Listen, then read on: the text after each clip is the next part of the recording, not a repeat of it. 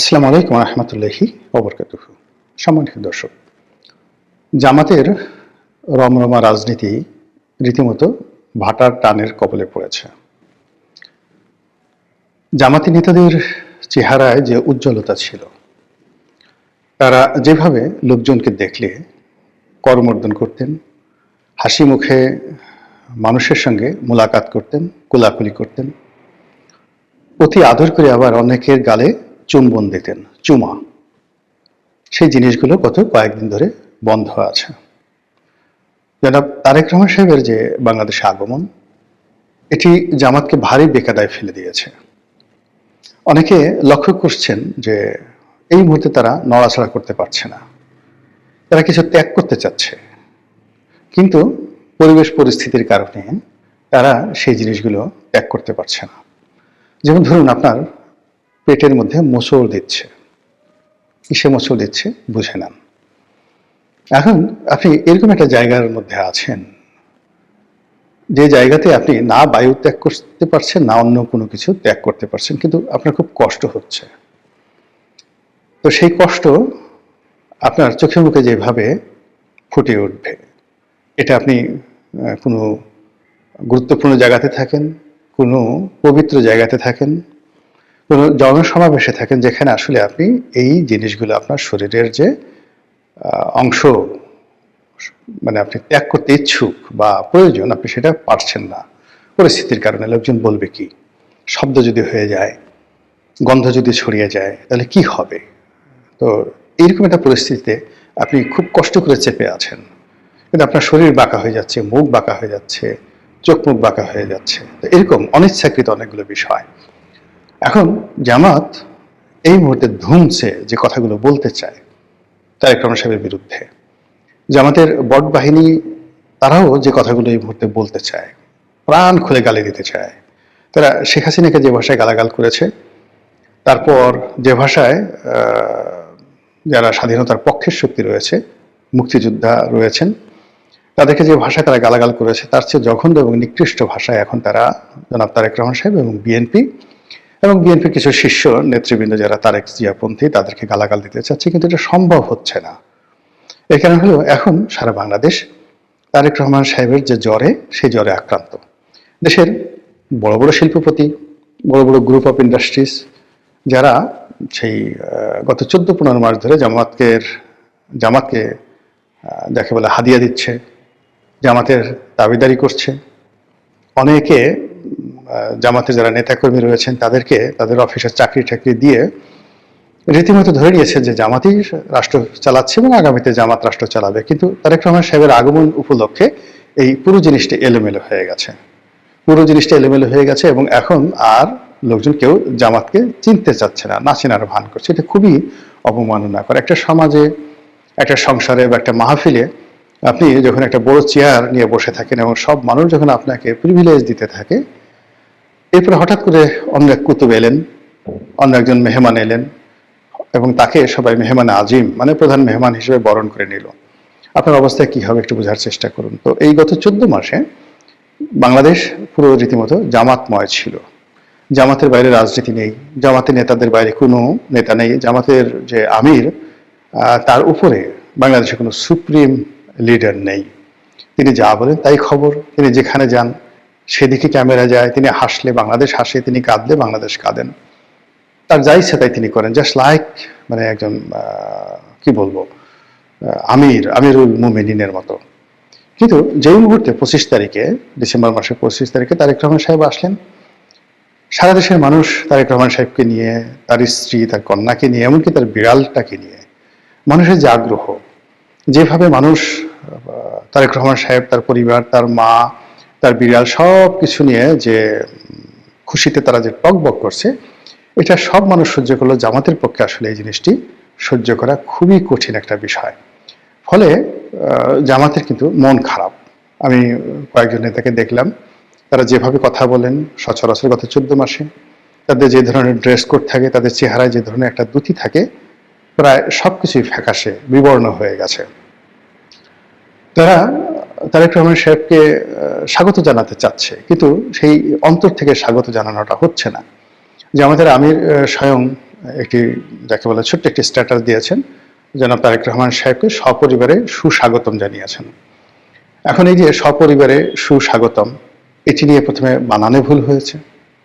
তো বানান যখন তিনি 3বার করে ঠিক করলেন, ছোট্ট একটি শব্দ, সবাই বলার চেষ্টা করলো ছি ছি ছি, এত বড় একটি রাজনৈতিক দল, সেই রাজনৈতিক দলের আবার যিনি আমির, একটা স্ট্যাটাস তিনি বাংলায় লিখতে পারে না, তাও ভুল হয়।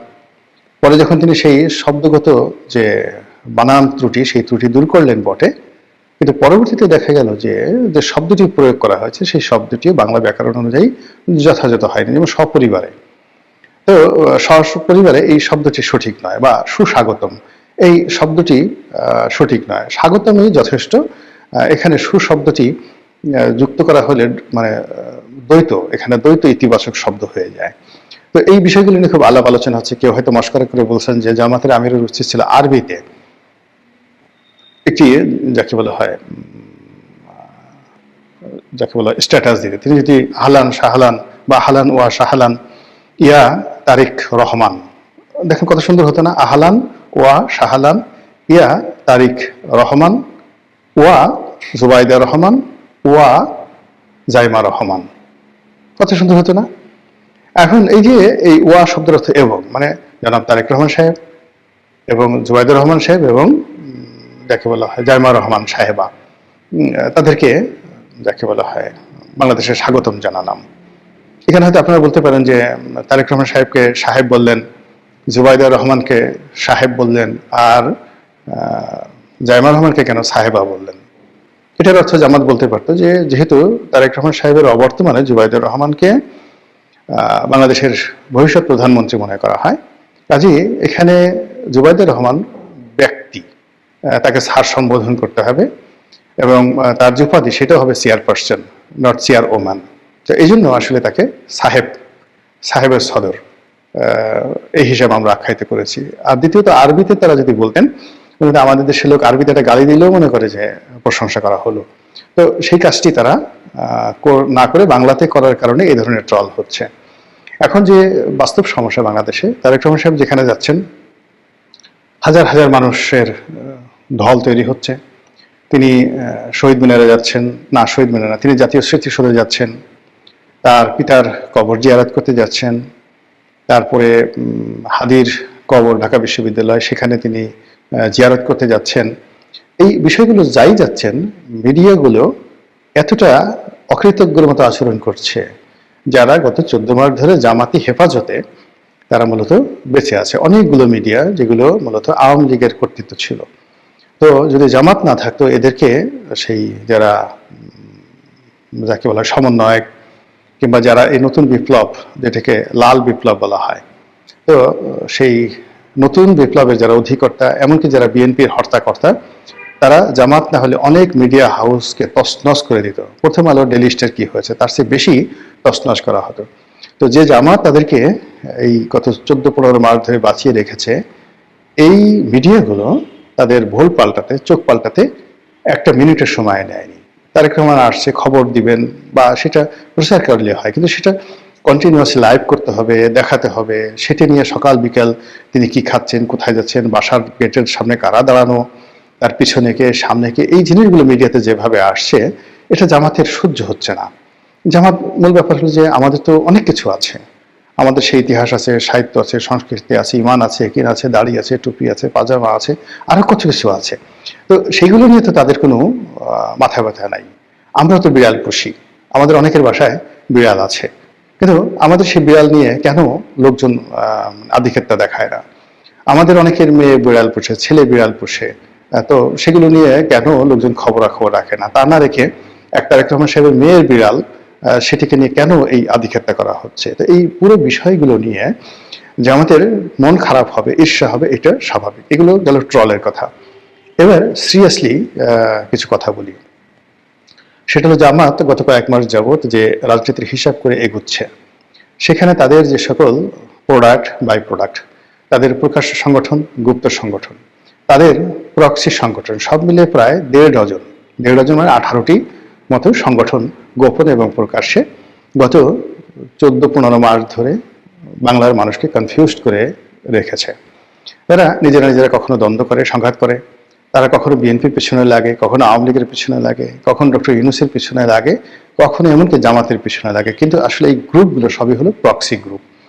তো এই প্রক্সি গ্রুপ নিয়ে জামাত যেটা চিন্তা করেছিল যে আরো কিছুদিন সময় পেলে অনায়াসে তারা নির্বাচনটাকে পিছিয়ে দিতে পারবে। তারেক রহমান সাহেবের অবর্তমানে যেভাবে বিএনপিকে স্কুইজ করা যায়, মুচড়ানো যায়, দমড়ানো যায়, এবং বিএনপির লোকদেরকে যেভাবে ভয় দেখানো যায়, এবং যেভাবে বিএনপির নেতাকর্মীদেরকে অপমান করা যায়, এবং বিএনপির মির্জা ফখরুল সাহেব, সালাউদ্দিন সাহেবের মতো মানুষ যেভাবে জামাতের নেতাকর্মী দ্বারা বিভিন্ন জায়গাতে অপমানিত হয়েছেন, ধর ধর ভুয়া ভুয়া বলে যেভাবে শব্দ তোলা হয়েছে, এবং বেশ কয়েকটি জায়গাতে তো মির্জা আব্বাস, সালাউদ্দিন সাহেব রীতিমতো শারীরিকভাবে লাঞ্ছিত হওয়ার মতো অবস্থায় পৌঁছে গিয়েছিলেন জামাত শিবিরের লোকজনের হাতে। তো এই দৃশ্য আমরা দেখেছি। অন্যদিকে ডক্টর মোহাম্মদ ইউনূসের যে অফিস, সেই অফিসে গিয়েও জামাতের লোকজন যেভাবে তারা তোয়াজ তদবির পেয়েছেন, ঠিক উল্টো হয়েছে বিএনপির ক্ষেত্রে। বিএনপির যারা নেতৃবৃন্দ গিয়েছেন তাদেরকে গলায় মালা পরে তারপর শেষে প্রোটোকল মেনটেন করে যেতে হয়েছে।